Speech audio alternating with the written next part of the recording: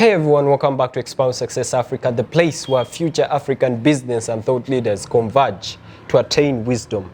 Today we'll be looking at that one thing that has the potential to change your life forever. There is a saying that goes around that if you want to hide something from an African, put it in a book. At the moment, I can't truly confirm how true this statement is.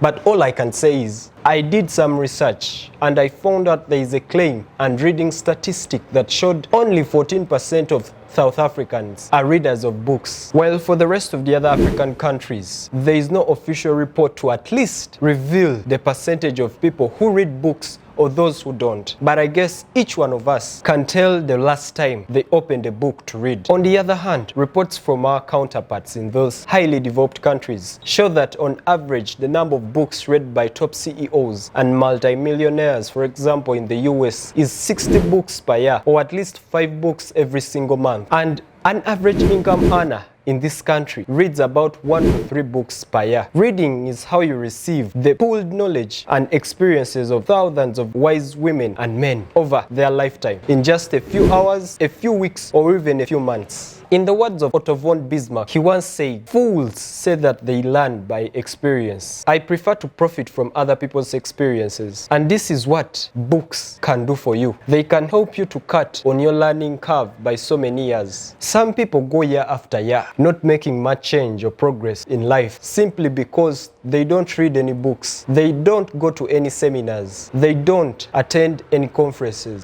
They literally don't go the extra mile to make new intellectual discoveries. You will never hear these people seeking out new knowledge and wisdom to make their lives much better. It is on these same grounds that you truly need to pity a man who has picked a favorite restaurant, a favorite hotel, a favorite bar, but not a favorite author. They don't have a favorite speaker. This person has picked out a favorite place to feed his body, but they haven't picked out a favorite place to feed his mind. One thing to take home here is you can miss out on some meals that feed your body, but make sure you don't miss out on those meals that feed your mind with great ideas, great examples, and great inspiration. In the words of Oprah Winfrey, she once stated that reading books opens you up and it exposes you or gives you access to anything your mind can hold. There are actually Bible verses in Luke chapter 4 verse 4 and in Matthew chapter 4 verse 4 that clearly stated that humans cannot live on bread or food alone, but on the word. This literally means words are so vital in any person's life. And by this, I'm not only talking about the spiritual words that feed your spirit and your soul, but I'm also talking about the life-changing words that can feed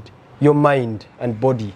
To understand this better, we can also look for another Bible verse in Matthew that says that many times the spirit might be willing to do something or might be willing to do certain things, but the body might be weak. That's why it's very important to strengthen both the body and the spirit. The point to note here is the next most important thing to bread or food are words. Words have the potential to nourish the body. Words have the potential to nourish the soul. Humans should feed on both food and words to be healthy and prosperous. Make sure you have a good diet of words every day, every week, every month, every single year. Have you heard about the accelerated learning curve? From birth up until the time we are about 18 years old, our learning curve is dramatic and our capacity to learn during this period is just staggering. We learn a bunch of things very fast. We can easily learn any new language. We can practice a new culture, grasp history, science, mathematics, and everything in between.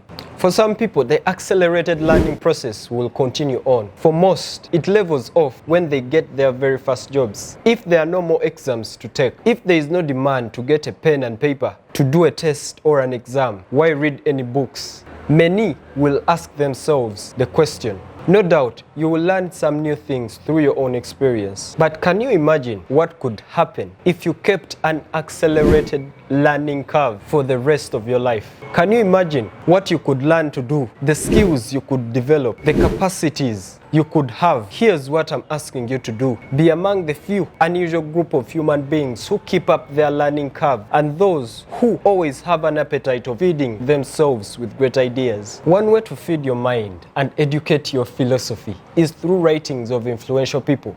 You can meet these people physically for those who have access to them.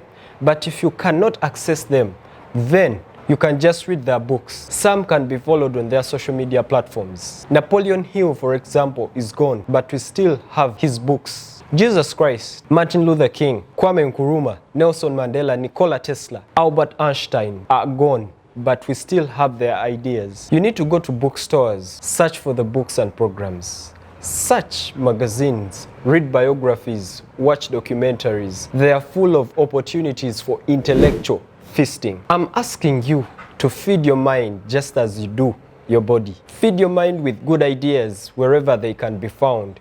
Always be on the lookout for some excellent ideas. These can be business ideas, product ideas, service ideas, leadership ideas, ideas on lifestyle, ideas on charisma and character, spiritual or religious ideas, ideas on personal health and improvement. Every new idea you get will help refine your philosophy. Remember, your philosophy will guide your life, and your life will unfold with distinction and pleasure if you have a superior philosophy. Finally, always remember that a person's library of books, magazines, the programs, films, series that one watches on TV, what they browse, what they listen to on radio, what they usually post, what they watch in form of videos on YouTube, TikTok, Instagram, Facebook, who they follow, what they frequently like and comment on reveals their most dominant thoughts and desires. What does your library say about you? Just imagine the disadvantage it will be 10 years from now to stride into the marketplace without you reading a single book. For some confrontations, you won't be a match. For some opportunities, your knowledge will be lacking. For some values, your philosophy will be too shallow. In some powerful intellectual arguments, there are very high chances that your submissions will be standing on shaky grounds. And this will be simply because you're not exposed, neither are you well read. Furthermore, not reading any books will conclusively result into you having very many missing insights,